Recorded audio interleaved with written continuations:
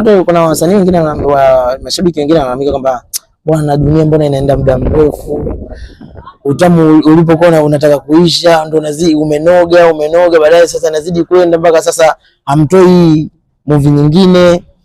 Hizi comment kama hizi kwa mashabiki, nyinyi wasanii mnawazipokeaje? Inatuumiza, lakini sasa kwa sababu ni mashabiki wetu wametaka iwe hivyo, wao ndo mabosi zetu.